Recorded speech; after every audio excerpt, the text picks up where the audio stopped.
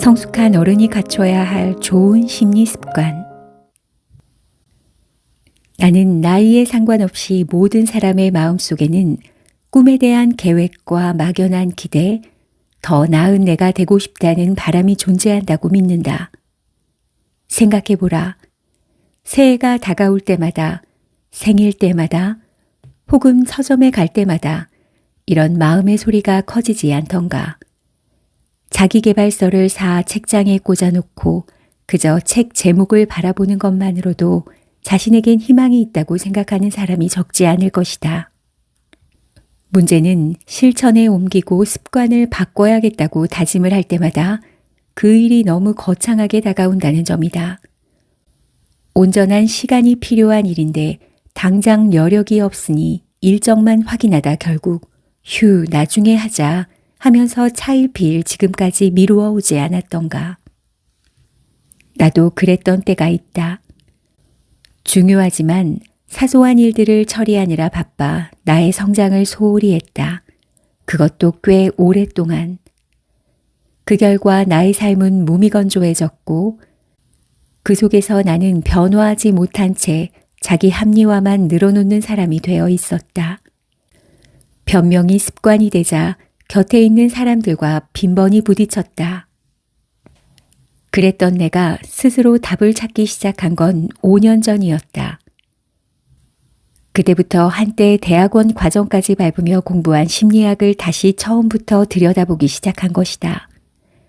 그 덕분에 나는 많은 생각을 달리하게 되었고 이를 사람들과 나누면서 운 좋게도 많은 독자의 사랑 또한 받을 수 있었다. 그래서 지금 나는 우리 모두에게 더 나은 내가 될 힘이 잠재되어 있다고 굳게 믿는다. 요컨대 이 힘을 발휘하기 위해 가장 중요한 것은 시간이 아니라 내가 원하면 뭐든지 할 수 있어 라는 믿음이다. 물론 이러한 믿음은 일상 속의 작은 성공을 통해 차곡차곡 쌓아 올린 자신감에서 비롯되어야 하며 이를 위해서는 5단계를 거쳐야 한다. 스텝 1. 행동에 숨겨진 심리적 동기 이해하기. 스텝 2. 변화의 의도 설정하기. 스텝 3. 행동 교정하기. 스텝 4. 효과 점검하기. 스텝 5. 성공할 때까지 시도하기. 그렇다. 이 책은 우리 모두가 일상 속의 작은 성공을 통해 자신감을 키우고 나아가 내가 원하면 뭐든 할 수 있어 라는 믿음을 갖기 바라는 마음에서 시작되었다.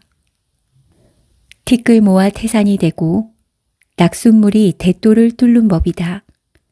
더 나은 자신이 되고 싶다면 매일 짬을 내 나와 잘 지내는 방향으로 뇌파를 조정해보라. 내가 원하면 뭐든 할 수 있어 라고 자신에게 말해주다 보면 조금씩 그 말이 행동이 되어 성과로 나타날 것이다. 1. 자신을 올가매는 부정적 생각과 잡념에서 벗어나라. 어떠한 일이든 한 걸음 물러나 중립적인 태도로 그 일을 바라보라. 그러면 자신의 마음을 들여다보고 생각을 정리할 여지가 생기고 그만큼 충동적인 행동을 피할 수 있으며 그렇게 조금씩 심리적 유연성을 길러나갈 수 있다. 어떤 문제를 발견해 그에 대한 해결법을 찾고자 상황을 되짚어보는 행위는 일종의 자아 성찰이라고 볼 수 있다.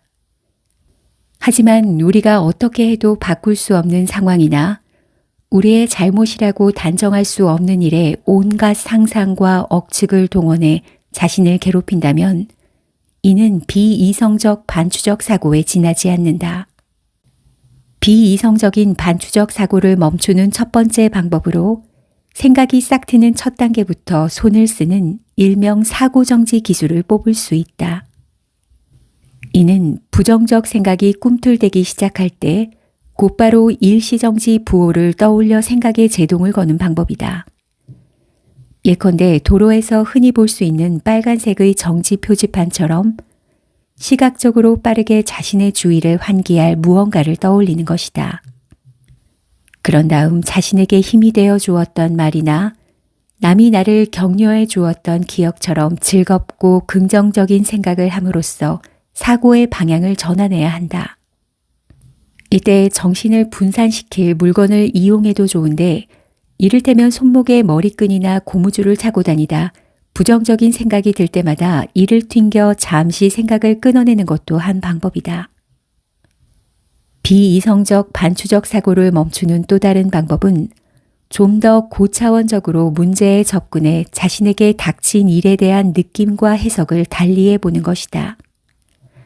요컨대 자신에게 닥친 문제를 다양한 각도로 바라보는 연습을 통해 어떻게 하면 이 문제를 그대로 수용할 수 있는지 고민해 보는 방법이다. 부정적인 생각과 스트레스는 사실 우리 삶의 일부일 뿐임을 알 수 있다. 우리 주변엔 언제나 세균이 존재하지만 우리에겐 쉽게 감염되지 않는 면역력이 있는 것처럼 말이다. 중립적 태도로 사건을 바라보면 마음을 가다듬을 여지가 생겨 충동적 행동을 막을 수 있고 심리적 유연성 또한 높일 수 있다. 수용이란 먼저 사람들과 사물을 제자리로 돌려놓고 분류에 따른 평가가 아닌 좀 더 객관적인 방식으로 그들을 우리의 삶 속으로 들임으로써 마음가짐을 재설정하는 과정이라고 할 수 있다. 피하지 않고 수용하면 오히려 쉽게 일을, 감정을 처리할 수 있다. 당장 내 눈앞의 현실을 받아들이기 어렵더라도 매일 이러한 개념들을 상기시키며 조금씩 수용하는 연습을 해보자. 부디 우리가 지금 함께 나눈 이 주제가 우리 자신을 좀 더 잘 이해하고 비이성적인 감정들을 처리하는 데 도움이 되기를. 그래서 어느 정도 시간이 지난 후 연습 효과를 점검해 볼 즈음에는 부정적 생각과 잡념의 굴레에서 벗어나 제법 많은 감정적 난관을 이겨낸 자신을 발견하기 바란다. 2. 남들이 너무하다 탓하지 말고 내가 유리멘탈임을 인정하라. 다른 사람의 피드백을 선의의 가르침으로 여기고 발전의 기회로 삼는다면 진짜 확고한 자신감을 기를 수 있다. 사실 사람은 누구나 마음이 약해질 때가 있다. 그런데 늘 이런 상태인 사람들도 있다. 물론 유리멘탈을 가졌다고 해서 이들에게 도덕적 결함이 있는 것은 아니다. 그저 세상을 바라보는 방식이 다른 사람들과는 다를 뿐이다. 어떤 일의 원인을 판단할 때도 환경적 요소 등 기타 요소와 관계 있다고 생각하는 외적 귀인이 아닌 자신의 인격과 관계 있다고 생각하는 내적 귀인의 성향을 보이는 편이다. 유리멘탈은 주로 후천적으로 형성되는데 자신이 쉽게 상처받는 타입이라 해서 자신을 너무 못살게 굴 필요는 없다. 멘탈은 강화할 수 있으니까 말이다.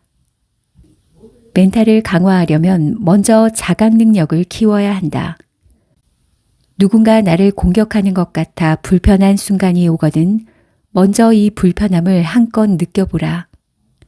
안 그래도 불편한데 그 불편함을 한껏 느껴보라니 이게 무슨 소리인가 싶을지도 모르겠다. 그 느낌은 참으로 견디기 어려울 것이다.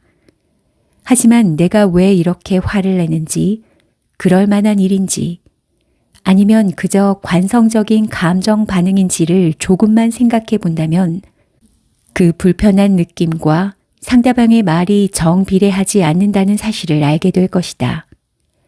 다음으로 입장을 바꿔 생각하는 능력을 키워야 한다.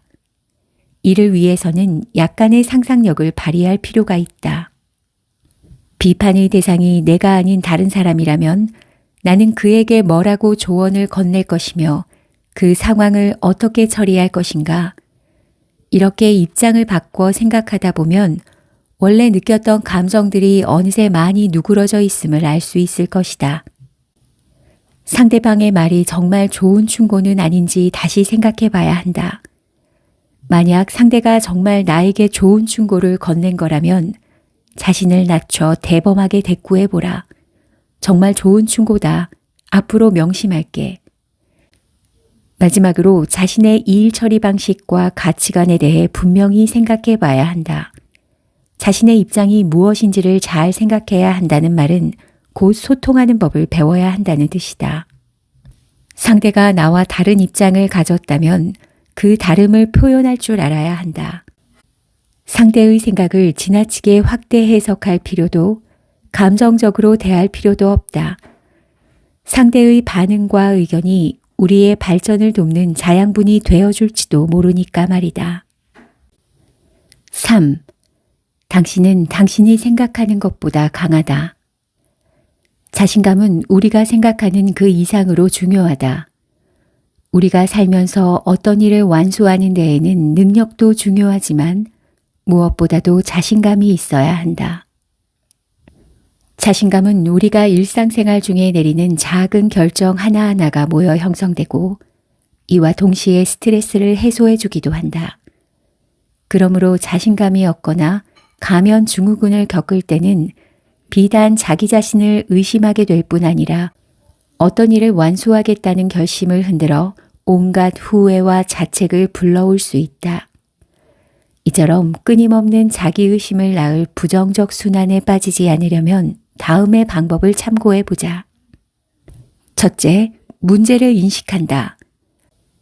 자신을 바로잡는 일은 문제를 발견하는 것에서부터 시작된다. 그러니 다음번에 자기의심이 싹트기 시작하거든 먼저 내가 이런 생각을 하기 시작했네 라며 스스로 주의를 환기하라. 둘째, 마음을 다스려 본다. 어쩌면 우리가 일의 성패에 지나치게 연연하고 있는지도 모르니 이럴 때는 과정에 좀 더 집중하려는 노력이 필요하다. 그러니 모든 일에는 그 과정을 통해 배울 점이 있으며 실패하더라도 그 과정에서 개선할 점을 찾을 수 있다는 사실에 집중해보라. 셋째, 대화를 해본다. 부정적인 생각이 물밀듯 밀려올 때는 자기 대화를 가동해 이렇게 말해보는 것이다. 가끔 자신감이 떨어질 때도 있지. 내겐 약간의 쉼이 필요한 거야. 쉬고 나면 더 나아질 거야. 아니면 자신이 믿는 친구나 동료에게 머릿속에 떠다니는 부정적 생각들을 털어놓고 격려와 피드백을 구해보는 것도 한 방법이다. 넷째, 이 일을 성공적으로 완수하면 자신이 어떤 이익을 얻게 될지 다시 한번 생각해 본다. 그리고 성공하려면 냉철함을 가지고 주어진 임무에 집중해야지 자신을 비난해 봐야 걸림돌밖에 되지 않음을 상기하며 스스로 다독이는 것이다. 이러한 방법들을 활용해 가면 증후군을 극복하려 한다면 우리 삶의 크고 작은 일들을 얼마든지 담대히 대할 수 있다.